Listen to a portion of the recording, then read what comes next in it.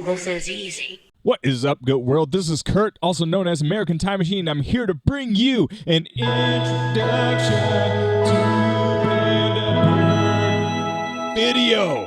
Alright, so there's a lot of hype around Burn because of Worlds. If you didn't know, well, now you know. Burn won the World Championship for 2025, and that was a lot of fun to see. And a lot of people are curious about this deck. How does this function? How does it win? Well, here, we're going to bring you just that. And of course, we're going to keep it as usual for our introduction videos, and we're going to keep it going. And a quick update for this, we're going to keep it going with a lot of the decks that we think are the meta strategies, and then we will slowly start to get into the tier 2 and tier 3 decks and the rogue strategies that not a lot of people play. But first, we'll deal with the meta. All right, first we're going to do the pros and cons of the strategy. Then we're going to do a general overview of this deck, and then we'll go over a card by card from Katsos, who is the current reigning world champion. And so obviously this should be a good list, and it isn't too far different from a lot of other lists that were used in the past. So I think this will be rather good to utilize for you guys. And then we'll conclude it by looking at the side deck and doing a concluding overview. And I forgot to do that last time, so we'll do that this time. Without further ado, let's get into this video. All right, now we're going to do the pros and cons of the strategy. First, the pros. This deck does have a lot of easy games. Don't get me wrong, there are going to be a lot where you really need to use that noodle and burn a few brain cells in order to squeeze out that victory. But this deck, let me tell you, as if you're drawing Ojama Trio and your burn traps, you will have a rather good time. If you do not draw Ojama Trio, well, you might have a bad time. I heard this deck described as a combo deck by one of the very own burn players, and I would have to agree with that. I would say this deck also plays well without Trinity, and other people agree with that. A lot of times you can just sit on your floodgates and wait until you draw your combo pieces in order to do that damage to your opponents. And there's not a whole lot of spell trap removal in the format, so a lot of times you will be doing well with that. Again, MST is at 1, Breaker's at 1, Heavy Storm is at 1, so a lot of people aren't running around with main deck Dust Tornadoes, but that can be a problem in the side deck. And also, resolving jars, Morphing Jar and especially Cyber Jar, often that means it's just game over. Like, we're talking, if Cyber Jar resolves on your turn, there's probably like a 95% win rate when that happens. Like, I did not look, but we probably don't have to. I think most people would agree with that. And the cons. This deck is not proactive at all. Like, there's nothing that this deck does to advance your own game state. You literally just want to find combo pieces to do direct burn damage or to like attack over a Ojama Trio. There's almost nothing to remove threats on the opponent's board. You just have Giant True Nade for that. Normally, I prefer to play proactive strategies that are good at advancing your own advantage rather than depending on drawing the right pieces. So it's going to play wildly different than other decks that you may be used to. And some games are generally very hard. Again, some are really easy, but it's feast or famine with this deck. If you do not draw your combo pieces, or you bury Ojama Trio in your bottom 10 cards, well, if you play decks like Chaos Turbo, they're going to feast on you, quite simply. They're probably going to draw their removal for your floodgates, and you're not going to have a very good time unless you get off a jar. But it's going to be very difficult to bait the right pieces in order to do that. And post-board statistics are generally abysmal. Again, once your opponent sides in the correct things, like especially if they side in a combination of things, not just the Mystic Walks, but if you have like 1 Mystic Walk, 2 Dust Tornado, maybe you're throwing in some Mobiuses, Creature Swap is another fan favorite, you're going to have a very hard time post-board. And just for a quick general overview, this deck's goals is to basically get off that combo. A lot of times you will be drawing just desserts and Secret Barrel. You want to maximize those cards if you can. Set yourself up so you can get at least 2,000 damage out of them. That is the optimal play, and you can do that rather easily if you're also drawing Ojama Trio. But if your opponent has a huge advantage in their hand in terms of cards, you can normally get away with firing off your Secret Barrels a little bit early, as long as you're able to get that damage. You also have Gyaku Gyre Panda. I love this card, actually. I'm a fan of it, even though I do not like Ojama Trio, but this card can get boosted attack points and gets piercing damage and if your opponent overcommits, it can be rather useful no matter what the situation. But again, sometimes Panda is a little bit situational. Again, just whittle down your opponent until you see a kill range and then take your opportunity. A lot of times you will be activating Giant True Nade on your final turn just to set up that final combo. And the thing that makes this deck annoying is this deck probably wins on your opponent's turn more than any deck in the format, because that's when you're going to flip up your trap and get those final few hundred life points. It's rather annoying to be at the other end, but it's rather unique in terms of mechanics. All right, now we're going to get into the card by card from this list from the world champion, Katsos. First, we have Breaker the Magical Warrior. And if you didn't know, well, this is generic spell and trap removal. It's also a very large body that can put life point pressure on your opponents. We have Cyberjar. Oh my goodness, Cyberjar is such an amazing card for combo decks. Like, if you get this off, you do want to protect it, of course, but if you get it off, like, you are just going to feast with what you draw, assuming you didn't brick, because sometimes that does happen, but rarely will you brick off this card. One thing that's tricky with this card is that you do have to be aware of your Ojama Trios. Did you already activate Ojama Trio, and is it more advantageous to leave those tokens on the field than to destroy them and go for your combo? A lot of times that's not the case in the early game, but in the late game that can be a lot better. Then we have Deskuwala.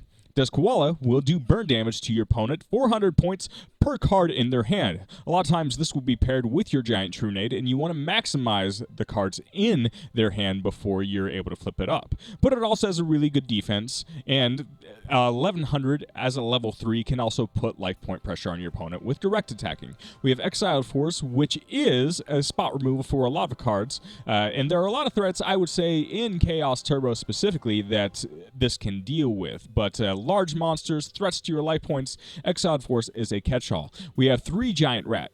Giant Rat can combo pretty well and get you in to an Earth like Exiled Force. It can also get you into Panda, or also Fairy Injection Lily. And Fairy Injection Lily will be rather important. It is a level 3 that can do 3,400 to the dome and can also take out BLS and other Chaos monsters if need be. Again, Giant Rat is 1,400 attack, so that can crash into a Dekoichi, and it's going to be generally pretty good into aggro strategies. We have Gyaku Gyre Panda. If I'm mispronouncing that, feel free to roast me in the comments section. But it gains 500 attack points per monster on the field, and those Ojama tokens do count. So that can get boosted up to a whopping 2,800 with 4 monsters on the field, or 3,300 with 5 monsters on the field. So if you attack into a token with 2,800, they will take the 1,800 piercing damage, and they will also take 300 from the lingering effect, we'll say, of Ojama Trio. Then, of course, we have the aforementioned Fairy Injection Lily. Now, this can pay 2,000 life points and gain 3,000 attack points. And that, of course, is going to hurt a lot and be important removal when need be. We have Morphing Jar.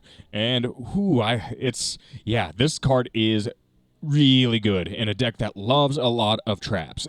This is probably maybe slightly worse than Cyberjar, but it's still going to feel pretty close to resolving Cyberjar. Again, it's going to refill your hand, and it's going to be pretty efficient against opponents that maybe like to keep a larger hand size. You can just dump that away. You can do cute things like activate Giant True Nade and get rid of all their resources while also resetting your own and setting yourself for a big combo piece. Then we have Sangan, and Sangan can search almost every monster that you have. Almost every monster. So that's quite good, and again, this can be life point pressure. We mentioned Giant True Nade quite a few times. Again, this is more seen as a combo piece, really setting you up to go for game or to take control of the board or make sure that your next play is going to resolve. Sometimes this can be seen as a stabilizer. We have Graceful Charity. And the only thing to keep in mind is that this deck doesn't have a whole lot of cards that like to be discarded, so you're going to have to be choosy about which ones you do. We have Heavy Storm. Sometimes you just want to wreck their back row, including your own, and that'll be a rather good play. We have 2 level limit Area B, and this will put all level 4 or higher monsters in defense position as soon as they are summoned, and they cannot change, unless, of course, you activate your Giant True Nade and get it off the field. And this is semi-limited. If it weren't semi-limited, maybe you would play 3, because it's a very good card. We have Pot of Greed, draw 2 cards. Ooh, man, this is going to be real good in Burn, let me tell you. We also have Swords of Revealing Light. This is good at playing defense. You can also force flip summons. Sometimes you can get cheeky and maybe force face up a Gravekeeper Spy and then completely zone lock them. That will not make them happy, but yeah, sometimes you can do other cute plays with it, but you can also get it back to your hand after a couple turns with Giant True Grenade to keep on playing defense. We have Ceasefire. Ceasefire will get that burn. And sometimes you will have 4 to 5 effect monsters on the field, and that's going to feel really good. I think it's kind of ironic that they limited this card for, you know, maybe doing 1,000 to 1,500 life points, but then, you know, cards like Just Desserts, I don't think they realized that this would combo with Ojama Trio, this being at 3. That's irrelevant, but I think it's kind of funny. Then we have level limit area, Gravity Bind is level limit area B 2.0. Level 4 or higher monsters on the field cannot attack. And again, sometimes your Panda will make better use of the level limit area B, but sometimes not. But this is the trap version. This is also semi-limited. Then we have Just Desserts. This will be your bread and butter. Get those Ojama tokens on the field and get in for your 2,000 burn, hopefully, at least 1,500. Then we have Magic Cylinder. This will be good into aggro strategies, or if your opponent has Blackluster Soldier on the field and they get a little bit too aggressive. That'll punish them super hard. Then we have the 3 Nightmare Wheel. This will do 500 points of damage in your standby phase to your opponent, and the monster that is selected with this trap will stay on the field, but it cannot change its battle position. So that can be important to control the game state. Then we have 3 Ojama Trio. And if you didn't know why this is so annoying, it's because you cannot tribute the tokens for a tribute summon. Otherwise, this card would be a lot more enjoyable to play if you could literally do anything with the tokens. But nope, you're just kind of stuck with them unless you banish them with Chaos Monsters or do some other rather ridiculous things, I would say. Then we have Ring of Destruction. Again, this will be an important combo piece. You'll win a lot of games with Ring of Destruction. You'll remove a monster, of course, and it'll do that monster's attack in life point damage to both players. And so if this does... If you activate this on a boosted Panda, for example, it's important to keep in mind that the total damage will be whatever Panda's attack was at the time that it resolved. So if there's 4 monsters on the field, it'll do a total of 2,800 life point damage to both players. Then we have 3 Secret Barrel, 200 life points per card that the opponent controls, including those annoying tokens. And then we have 1 Solemn Judgment, seen as a protection measure in the main deck. And in the side deck, we have some interesting things. I don't want to comment too much because I am not the burn expert. But we'll go ahead. We have the Cypher Soldier, which is level 3 and can be brought in for warriors, I would say. We have Tribe Infecting Virus, which can get a lot of removal going on. Then we have Book of Moon. We have Mind Control that might come in for Chaos Turbo. We have Space Typhoon, 2 Noblemen Cross Out. Then we have 2 Barrel Behind the Door, I imagine for that mirror match. We also have 3 Battle Traps with Mirror Force and 2 Sakuretsu Armor, and those are probably for aggro matchups. And then we have 2 Solemn Judgment. You might be bringing those in against other decks that might do very, very powerful things. My guess is maybe Reasoning Gate or things like Warriors. That's just my guess. And to finish off this video, I want to mention a comment from a user. I asked for some comments about this deck, some advice, and someone had some rather good advice. I believe it was Xander that said this.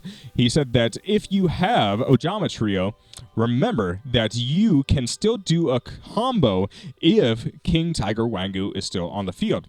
So you can just Desserts Chainlink 1 and then Chainlink 2 Ojama Trio. And that's because King Tiger Wangu, his effect will be on a new chain, so the tokens will still be on the field, so you can resolve Just Desserts for a lot of damage before King Tiger will destroy them, and then that player will take an additional 900. And so sometimes just knowing that combo can save the game. And that's all I have for today, guys. I hope you liked this video. If you do, subscribe, check us out on Discord, goatformat.com. That's the name of the Discord as well. I'm American Time Machine. I also make music. Some of you may have checked that out, and I appreciate you if you did.